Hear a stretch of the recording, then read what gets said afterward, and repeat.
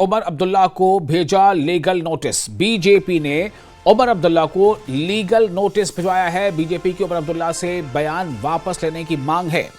BJP की 100 करोड़ की मानहानि का केस करने की चेतावनी दी है। बीजेपी के 7 दिन के अंदर बिना शर्त माफी की मांग इस पर रखी गई है। एक अहम खबर, बीजेपी ने उमर अब्दुल्ला को भेजा लीगल नोटिस। बीजेपी की उमर अब्दुल्ला से बयान वापस लेने की मांग। बीजेपी की 100 करोड़ की मानहानि का केस करने की चेतावनी, यानी बीजेपी की तरफ से चेतावनी दी गई है कि 100 करोड़ रुपए की मानहानि का मुकदमा दर्ज किया जाएगा।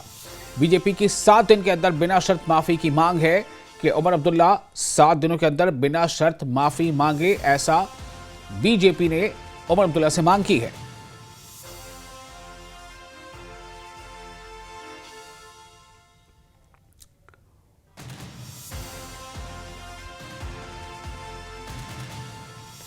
और ये जो तस्वीरें आप देख रहे हैं, ये उसी नोटिस की तस्वीर है।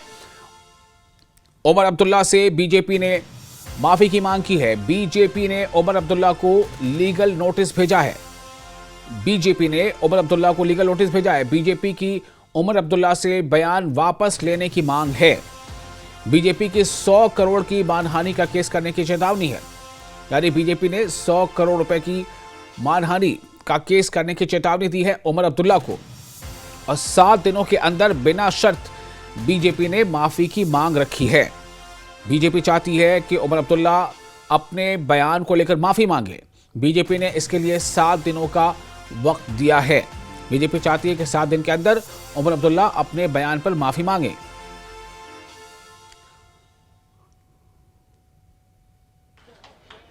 सुप्रीम कोर्ट का बीजेपी का एक ओहदेदार, सुप्रीम कोर्ट का वकील, बीजेपी का ओहदेदार मेरे एक जम्मू के एमएलए को बंद कमरे में कहता है हम 20 से 30 करोड़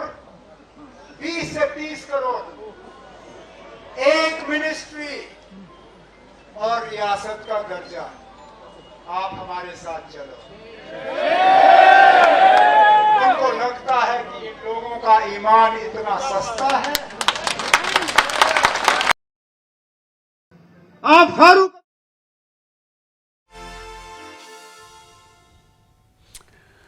तो यही वो बयान है जिसके खिलाफ बीजेपी ने उमर अब्दुल्ला से माफी का मुतालबा किया है। बीजेपी ने उमर अब्दुल्ला के इसी बयान को टारगेट करते हुए, इसी बयान को निशाना बनाते हुए उमर अब्दुल्ला से माफी की मांग की है, और इसके लिए बीजेपी ने उमर अब्दुल्ला को लीगल नोटिस भिजवाया है। उमर अब्दुल्ला से बीजेपी की मांग यह है कि उमर अब्दुल्ला अपना बयान वापस ले। हमारे साथ समीर जुड़ चुके हैं इस खबर पर ज्यादा जानकारी के साथ। समीर, बयान मैं चाहूंगा एक बार फिर से जरा बयान की बात को भी दोहरा दें कि पूरा बयान दरअसल क्या था और किस नुक्ते पर खासतौर से बीजेपी को एतराज है, जिसकी वजह से बीजेपी ने ये नोटिस भिजवाया है, लीगल नोटिस भिजवाया है। और लीगल नोटिस में क्या कुछ दर्ज है, जरा हमारे दर्शकों को बताएं। देखिए, ये मामला जो है 11 जुलाई का है। 11 जुलाई को चीफ मिनिस्टर उमर अब्दुल्ला श्रीनगर में एक बड़ी रैली को खिताब कर रहे थे। वहां जब उन्होंने संबोधन किया तो उसी बीच उन्होंने एक बड़ा एलिगेशन लगाया। उन्होंने कहा कि सुप्रीम कोर्ट के एक बड़े नेता हैं, बीजेपी से वकील भी हैं, उन्होंने एक सिटिंग एमएलए जो कि नेशनल कॉन्फ्रेंस से हैं, जम्मू से हैं, उनको 20 से 30 करोड़ रुपए की एक रिश्वत दी थी। उनको कहा था कि आप 20 से 30 करोड़ रुपए आप ले जाइए, आपको हम मिनिस्ट्रियल वर्क दे रही है और स्टेटहुड का रेस्टोरेशन भी होगा। तो ये एक बड़ा एलिगेशन उन्होंने लगाया। और उसी दिन प्रेस कॉन्फ्रेंस के जरिए बीजेपी के जो आरएस पठानिया हैं, जो कि एडवोकेट भी हैं और स्पोक्स पर्सन है, उन्होंने कहा कि हम अगर उमर अब्दुल्ला ये वापस नहीं लेते एलिगेशन तो जो उन्होंने कहा है, तो हम डिफेमेशन केस कर सकते हैं। तो जब उमर अब्दुल्ला कल जम्मू में रैली कर रहे थे तो उन्होंने न सिर्फ अपनी बात को दोहराया, बल्कि उन्होंने ये भी कहा कि महाराष्ट्र हो, पंजाब हो या वेस्ट बंगाल हो, जहां जहां पे बीजेपी सरकार नहीं बना पा रही थी, वहां पे उन्होंने तोड़ा है, पार्टियों को तोड़ा है और एमएलए को खरीदा है। तो इस पर आज जो लीगल सेल है बीजेपी की, उन्होंने एक लीगल नोटिस दिया है, उमर अब्दुल्ला को भेजा है, जिसमें कहा गया है कि 7 दिन तक वो अपना जो केस, अपना जो एलिगेशन है, जो अपने कमेंट्स है, उनको वापस ले, नहीं तो 100 करोड़ रुपए का डिफेमेशन केस फाइल होगा। तो एक बड़ा कदम उठाया है बीजेपी ने, और बीजेपी ने मेल के जरिए ये डिफेमेशन केस जो है, डिफेमेशन की जो कॉपी है उसको उमर अब्दुल्ला को भेजी है। और लीगली जो पार्टी के नेता ये कह रहे हैं कि अगर 7 दिन के अंदर अंदर उमर अब्दुल्ला ने माफी नहीं मांगी, अपने बयान को वापस नहीं लिया, तो ये मामला तूल पकड़ सकता है और हम डिफेमेशन केस फिर अदालत में जाएंगे। तो कहने का मतलब है, इसका मतलब साफ है कि नेशनल कॉन्फ्रेंस को उमर अब्दुल्ला को बीजेपी साफ कह रहे हैं कि आप अपने बयान को प्रूव करिए, आप सबूत दीजिए। क्योंकि कल भी leader of opposition Sunil Sharma ने प्रेस से जब बात की तो उन्होंने कहा कि हमने ऐसा तो किया नहीं। अगर उमर अब्दुल्ला कहते हैं तो उनको सबूत के साथ सामने आना चाहिए, सबूत देने चाहिए, ऐसे बयानबाजी नहीं करनी चाहिए। तो ये मामला जो है अब बहुत बड़ा मामला बन गया है। और जो 20 से 30 करोड़ रुपए की जो खरीद फरोख्त की बात है, ब्राइब देने की बात है, उस मामले ने बड़ा कर दिया। अब नेशनल कॉन्फ्रेंस के जरिए इस बार क्या रिएक्शन? बिल्कुल समीर, मैं आपको थोड़ा रोकना चाहूंगा। इस वक्त रविंद्र रैना जुड़ चुके हैं हमारे साथ फोन लाइन पर। रविंद्र रैना जी, ये जो खबर है ये काफी चौंकाती है। उमर अब्दुल्ला का ये बयान पर बीजेपी का इस तरह से नोटिस, क्या देख रहे हैं आपके? ये जम्मू कश्मीर की सियासत को किस तरफ लेके जा रहा है?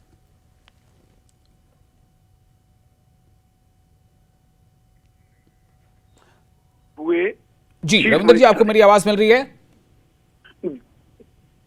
हेलो हेलो जी, आपको मेरी आवाज मिल पा रही है? जी देखिए, श्री उमर अब्दुल्ला साहब जो हैं वो जम्मू कश्मीर के चुने हुए चीफ मिनिस्टर हैं। जी जी, और वो कॉन्स्टिट्यूशनल पोजीशन पर हैं। बिल्कुल। एक राज्य का या केंद्र शासित प्रदेश का, यूटी का चीफ मिनिस्टर, हाँ, अगर ये इल्जाम लगाता है कि उनके एमएलए को 20-30 करोड़ में खरीदने की बात हुई है, उसको सरकार उनकी गिराने की कोशिश की गई है, ये बड़े गंभीर आरोप लगाए हैं और किसी आम आदमी ने नहीं लगाए हैं। ये जम्मू कश्मीर के ऑनरेबल चीफ मिनिस्टर साहब ने बोला है जी, और पब्लिक डोमेन में बोला है। अब पब्लिक ये जानना चाहती है जी, वो कौन सा एमएलए था जिसको कांटेक्ट किया गया, वो कौन से सुप्रीम कोर्ट के एडवोकेट हैं और बीजेपी के ऑफिस बीरर हैं जिन्होंने कांटेक्ट किया, और कौन सी जगह कांटेक्ट किया। ये चीजें अब पब्लिक डोमेन में लाना बहुत जरूरी है, वरना इस किस्म के इल्जाम, इस किस्म के जो बातें करना, उससे और निशाना साधना, तो ये हिट एंड रन नहीं होना चाहिए। अब उमर अब्दुल्ला साहब ने ये चीजें अगर बोली हैं तो उनको बताना चाहिए, उनको बताना पड़ेगा कि वो कौन सा व्यक्ति है जी जिसकी ओर उन्होंने इशारा किया, वो कौन सा सुप्रीम कोर्ट का वकील है जिसने ये सारा षड्यंत्र, ये साजिश खेली है, उसका नाम तो उनको बताना पड़ेगा। जी जी। लेकिन रविंदर जी, आप खुद ये कह रहे हैं, आप ये खुद कह रहे हैं कि उमर अब्दुल्ला एक कॉन्स्टिट्यूशनल पोस्ट होल्ड करते हैं, तो मेरा सवाल आपसे ये है कि आप भी इतने सीजन पॉलिटिशियन हैं, आपको क्या लगता है कि उमर अब्दुल्ला ने ये बातें बिना नापे तोले कह दी होंगी, ऐसे बयान दे दिए होंगे?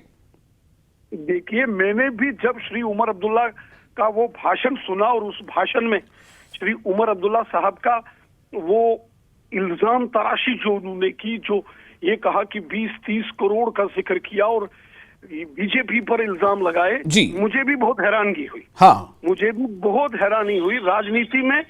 राजनीति में पॉलिटिक्स में आरोप प्रत्यारोप लगते रहते हैं, चलते रहते हैं जी, लेकिन जब कोई कॉन्स्टिट्यूशनल पोजीशन, और वो भी एक बड़ी कॉन्स्टिट्यूशनल पोजीशन पर बैठा व्यक्ति जी, इस प्रकार के अगर इल्जाम लगाएगा, इस किस्म के अगर वो दोषारोपण करेंगे, तो हमें तो जवाब देना, हम भी पॉलिटिकल पार्टी, हमें भी पता होना चाहिए कौन से व्यक्ति हैं जी, क्योंकि बीजेपी कभी इस प्रकार का काम नहीं करती है।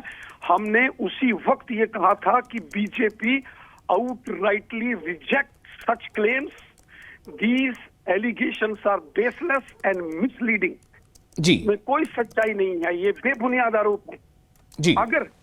अगर किसी ने, हो सकता है किसी ने इस प्रकार की साजिश रची हो सकता है किसी ने कोई इस किस्म का कोई साजिश बनाई हो, लेकिन उसका हमें भी पता लगना चाहिए और साथ ही साथ पब्लिक को भी, आवाम को भी जी ये पता लगना चाहिए। रविंदर जी शुक्रिया आपका। रविंदर जी शुक्रिया, अब आपकी पार्टी ने नोटिस तो दे ही दिया है, देखते हैं क्या जवाब आता है।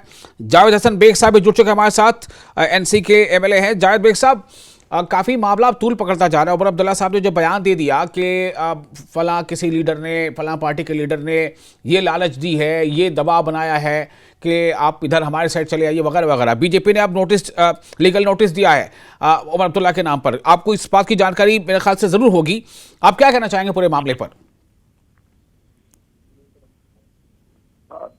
इस मामले में जो उमर साहब ने स्टेटमेंट दी है, जाहिर सी बात है कि उमर साहब के जो उनकी अपनी क्रेडिबिलिटी है उसको जहन में रख के दी है। जी। उमर अब्दुल्ला साहब कोई गैर जिम्मेदार आदमी नहीं है कि वो कोई बात हवा में कर देंगे। मैं आपको ये कहता हूँ कि बहुत सारे एमएलए जो हैं उन्होंने ये बात बताई है उमर साहब को। सिर्फ किसी एक एमएलए ने नहीं बताई है, बहुत सारे एमएलए ने ये बात बताई है कि उन्हें बराह रास्त डायरेक्टली और इनडायरेक्टली अप्रोच किया गया है।